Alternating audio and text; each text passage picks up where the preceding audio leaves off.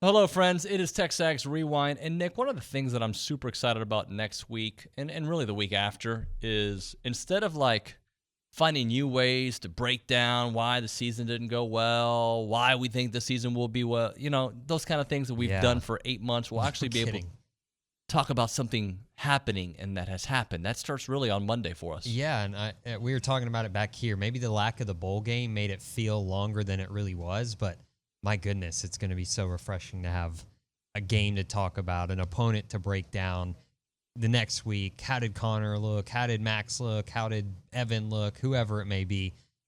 It's exciting. Is somebody waving a pencil in the background? What is that? Real I don't skinny, know. They're little just skinny. Oh, thing? yeah. That's Low T Luke. That's Luke's arms. My bad. I didn't realize that. Yeah. I thought Not a good look. No. Anyway, on the show today, the roundtable, the A&M football roundtable. They have another nickname. What is it? The Tres Amigos, the Trios Locos, and the golly, why can't I remember the last one? What was it? Oh, buddy. I got it. What is it? I got it right here. The Trios Locos. The Trios of Mischief. Sorry. Yeah, the Trio Mischief. It's a lot of names there. So Andrew Monaco, Dave Elmendorf, and Will Johnson were here on the show. They were really, really good. Ralph Russo, Associated Press, he's kind of high on A&M. I thought, he's good. What'd you think? Yeah, I mean, he was making sense to me, speaking my language. Evan Stewart, number one on 23 and 23. Where's the number one? Is number one in our countdown. And Billy Liucci, the co-owner here on the show, is TexAgs Rewind. They like each other. Yeah. And that's the key. As an old player, I'm going to tell you, it is all about team.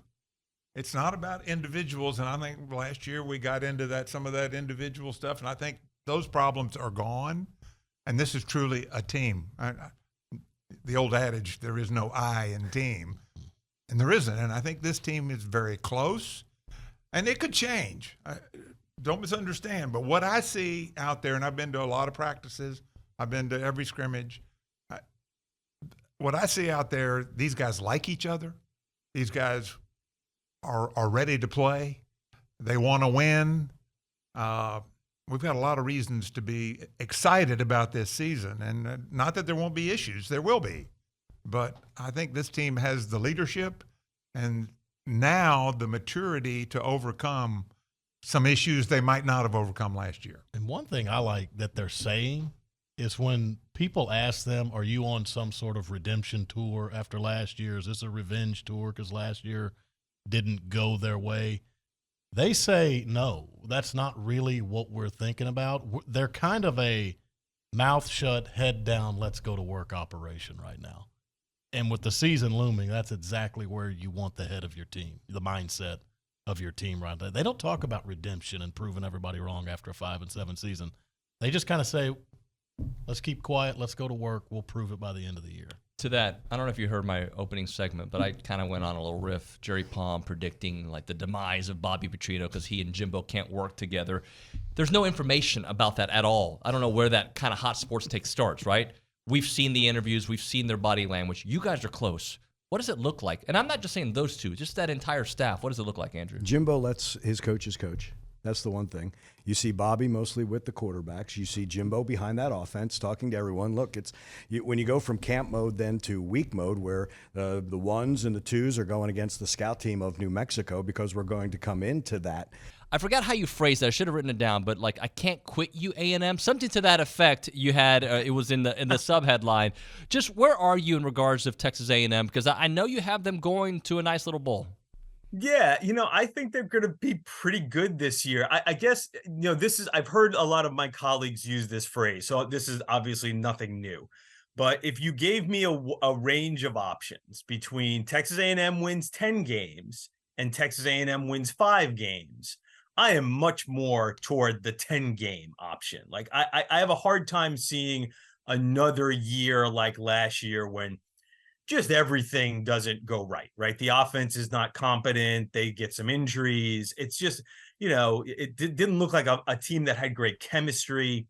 So then the question becomes there's certainly enough talent here to win 10 games and contend for an SEC West. And then it comes back to all the issues that I'm sure you guys have talked about ad nauseum. what can Bobby Petrino do for the offense? How much control does Jimbo relinquish? What are the chemistry issues or that could be possible? How do they improve on those things? Because it's just impossible to look at the talent, the roster, and not see like got a lot of really good players here at really key positions. Yeah, I totally agree with you. Ralph Russo with us here. I think it's the Peach Bowl that you had playing Michigan, so that would be a fantastic season for Texas A&M. I think my hot take was I think A&M will finish ahead of LSU.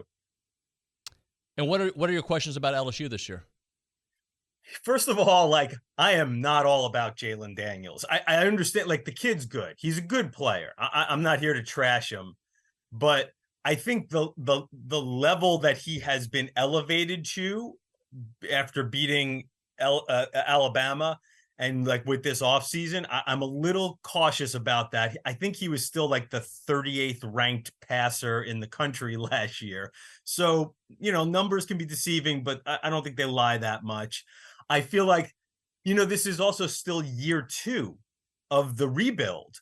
So do they have the depth in the secondary after bringing in a lot of transfers? We see high-level players at important positions, 2 really good tackles, offensive tackle, 2 Harold Perkins, some good interior linemen. But like in year 2, I just wonder if they have been built up to the point where they have the depth and extent of talent that A&M has been able to accrue over the last few years in recruiting. And now, of course, Alabama always has. This is how Jimbo he almost has always done it this way, give or take a few days.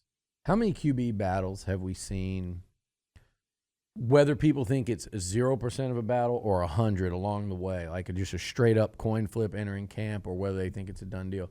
How many have we seen? We saw Starkel and Mond. Mm-hmm. We saw a lot of people tried to make there be a Mond King one, which there wasn't. A lot of media types tried to do that. That was not a battle. It's funny how everyone tried to say Haynes was going to beat out Kellen, and they downplayed Kellen so much, and he had one of the best years ever by an A&M quarterback as a senior. Then they tried to upplay Haynes, and I really had high expectations for Haynes too, in fairness. And then, then everybody wanted Calzada. Then they saw Calzada and they wanted Haynes back, and then they got Haynes back, and then they wanted Max. It's just been a rough run QB-wise since Kellen, but you had the Kellen-Starkel battle. You had the Haynes-Calzada battle. Then you had the Haynes, what was it? In year 1, it was Haynes-Calzada. Then next season, it was Haynes and Zach again, right? And then that following season, you had Haynes, Max. Those were the 2 primaries, and Connor had come in as a true freshman. And now this year, you've got Connor and Max. So, first of all, it tells you when you start to wonder why A&M hasn't broken through in these, in this window that we thought they were entering after 2020. Part of it is they haven't been able to resolve the quarterback thing, and part of that you go, maybe they're not winning on the recruiting trail like they need to. When you look around the country at some of these guys that maybe they could have had that are succeeding, but then you come back to reality and you say, TBD on that. Number 1, Billy, is Evan Stewart. I think it's probably a good time to reset how we came up with our numbers. You had your list. Olin had his list. I had a list. And then we opened it up to the subscribers to vote. And then we took the average, and that's how we came up with it. 1 through 4, 1 through 5, all these guys had definitely a stake at number 1. Evan Stewart, though, wears number 1, played like a number 1 wide receiver, and he's our number 1 on 23 and 23. Yeah, I'm sitting here saying this every week, and my list might have said something different. You're probably laughing, but I'm pretty sure. I don't know. Remember. But I think I had McKinley 1, Evan 2. And I think those are your, if I'm looking at this football team and I'm watching the NFL on Sundays, and I remember what it takes for guys to come out of here and play at the next level. If I'm looking at that A&M defense, there's some young freshman D linemen that have that look. But I think McKinley Jackson and Evan Stewart are the guy on each side of the ball, to me, that have that first round NFL potential. And they're more than just them, but those are the two that stand out to me the most. Defensively, you could talk about some of those young D linemen. I think offensively, if Bryce Foster's out there playing every week, it could be him. He hasn't played a lot of football since the start of last season. He's got to get out there and do it this year. But you look at Evan Stewart, and even these still shots. Evan, I said the other day, and Kendrick Rogers agreed with me, and he threw in the caveat of Speedy Noyle when I said the most athletically gifted receiver I've seen come into A&M. Nick, tell them what to do. Like, comment, subscribe, watch all of our videos. Keep blowing up the YouTube. Thanks. Bye. Bye.